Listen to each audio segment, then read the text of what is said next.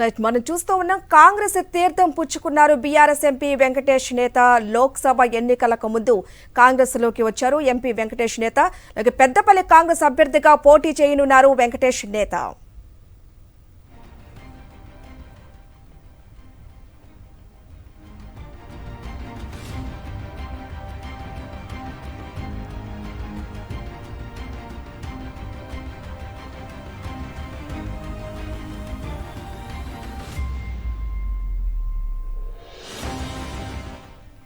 Right మనం చూస్తున్న లోక్సభ ఎన్నికల ముందు కాంగ్రెస్ తీర్థం పుచ్చుకున్నారు బీఆర్ఎస్ ఎంపీ వెంకటేష్ నేత అలాగే లోక్సభ ఎన్నికలకు ముందు కాంగ్రెస్ లోకి వెంకటేష్ నేత చేరారు పెద్దపల్లి కాంగ్రెస్ అభ్యర్థిగా పోటీ చేయబోతున్నారు వెంకటేష్ నేత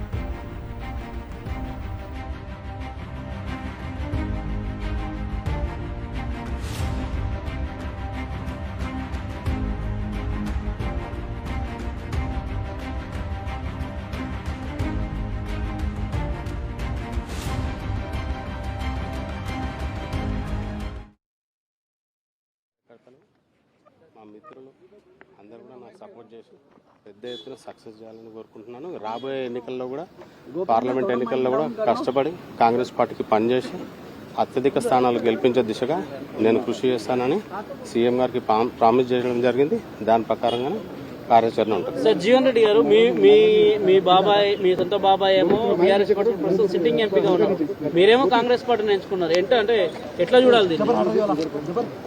రిలేషన్స్ ఆర్ డిఫరెంట్. మనము నన్ను పెంచింది చేసింది అందరూ చిన్నానులే. సో నాకు లిబర్టీ ఉంది. సో ఈరోజు పార్టీలకు రావడానికి కారణం కూడా ఏంటంటే వాళ్ళ గ్రీన్ లైట్ తీసుకొని నేను రావడం జరిగింది.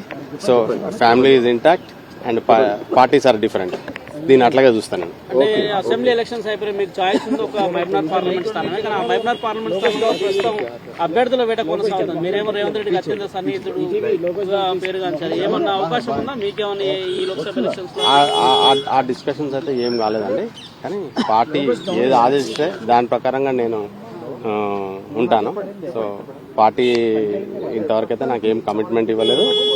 నేను have joined in Congress party a commitment లేకుండా కూడా నేను కాంగ్రెస్ సైనికుల్లాగానే పనిచేస్తా, కానీ ఏదో పదవిస్తే దాని గురించి నేను రాలేదు. ఎప్పుడు నా ధోరణి కూడా అది కాదు. Thank you.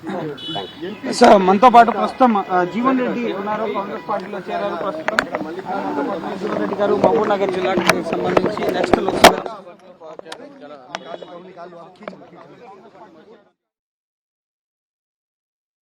ఇక మరిన్ని వివరాలు మా ప్రతినిధి ఢిల్లీ నుంచి వెంకటేష్ అందిస్తారు. వెంకటేష్,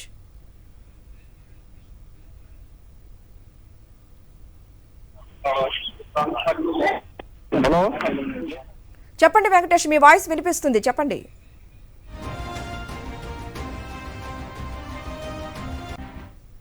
ఎంపీ వెంకటేష్ నేత కొద్దిసేపటి కిందటే కాంగ్రెస్ పార్టీ తీర్థం పుచ్చుకున్నారు.